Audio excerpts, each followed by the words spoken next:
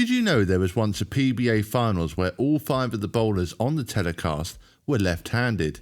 Back in 2007 at the Spartanburg Classic, every single bowler who made the live show was a lefty. And this actually wasn't the first time this had happened on a PBA show. If you went back 6 years to 2001, there was another all-lefty finals.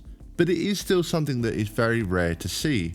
Clearly the left-handers all found something that week, so today we're going to break down this entire telecast as there were some really close and exciting matches. The lefties that made it through to the finals included a mix of veterans and exciting new talent. The show featured the late Billy Oatman, Mike Scroggins, Bohn III, Patrick Allen and Rhino Page as the number 1 seed. In match 1 we saw Oatman take on Scroggins. Both players got off to a decent start. Mike Scroggins had 5 out of 6 strikes after 6 frames, but had left an open after going through the nose in the 3rd frame. Keep an eye on the right lane as we can see it appears to be causing the players a little bit of trouble with a fair bit of over-under reaction. Billy Oatman was working on 4 strikes in a row, but his next shot jumped and he went through the nose, leaving the 2, 4, 6, 7, 10. But he managed to make a fantastic conversion and kept himself in the match. Scroggins really needed a strike in the 9th frame to give himself a chance, but went light. He struck out in the 10th, but it meant that Oatman only needed 8 pins to advance. He made harder work of it than he should, however, going light and leaving the 3, 7, 9. But he needed just 1 pin and managed to advance to match 2, where he faced Bohn III.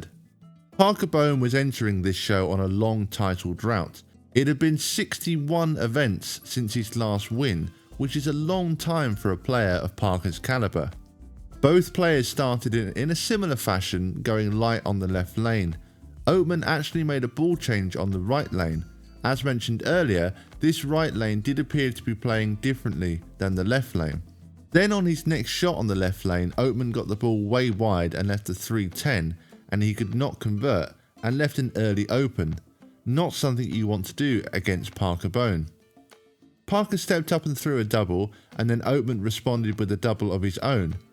You can see he decided to change ball on the left lane as well, so that he was now using the same ball on both lanes. Both players started to leave 9s, however.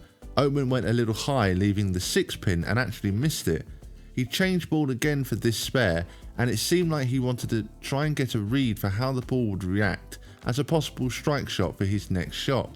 But you can clearly see the ball did not pick up, and this open frame really did hand the advantage right over to PB3. He managed to do enough to win this one, striking out from the 9th frame. But it was far from convincing from Bohn. Although he didn't have any open frames, he had a lot of 9s and seemed to be struggling with his reaction on the left lane. Oatman's 2 open frames really did hurt his chances, and if he had converted these, it might well have been enough to see him advance. Now we move on to match 3, where Patrick Allen stepped in to face Bohn. Allen had won a title the previous week, so was looking to keep the momentum going with another win. Now we can still see that Bohn is throwing the ball well as he's making the pocket, he just can't string much together due to a lack of carry. And the same can be said for Patrick Allen, who left back-to-back 7 pins in the 4th and 5th frame. Allen managed to double, and Bohn seemed to be getting into a rhythm himself until he went to the left lane. Right from the previous match we saw that he was struggling with ball reaction on the left lane and kept going light. He went light in this shot, leaving the 3-9, which he took care of. Allen's next shot almost leaves the 7-10, but he just managed to kick out the 7 pin. However, he was still down by 11 pins after 8 frames. He then goes high in the 9th, and this was probably Allen trying to make an adjustment to try and carry the 7 pin, as he'd gone light on quite a few shots. Parker then stepped up and struck in the 9th, which meant he needed a mark to advance, and he struck in the 10th to shut Allen out and move on to the title match. Now on to the last match in this telecast, and the number 1 seed Rhino Page was ready to take on Bohn. This was Rhino Page's first year on tour, and he was still seeking his first PBA title. This was only Rhino Page's 2nd TV appearance, having made his TV debut the previous week. This would be a very tough task for Page, facing up against a legend of the game who was determined to try and break his long title drought. Page started with a 9 spare and then a double and left a 7-pin in the 4th. However, Parker was now lined up and on a roll.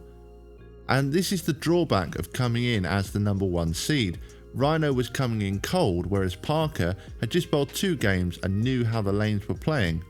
Parker actually started with the first 6 strikes in a row, but Page wasn't going anywhere and kept himself in the match with this huge break. Parker Bohn then left the 7-pin and then went high, leaving the 8-pin, and suddenly we had an extremely close match.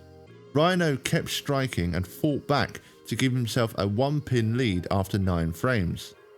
Now the pressure was back onto Parker, but he showed just why he is a bowling legend and struck in the 9th frame and got the first 2 strikes in the 10th. He then left the 7-pin in the fill shot, and this was pretty significant because it meant that Page just needed 2 strikes and 9 to win rather than 3 strikes to win.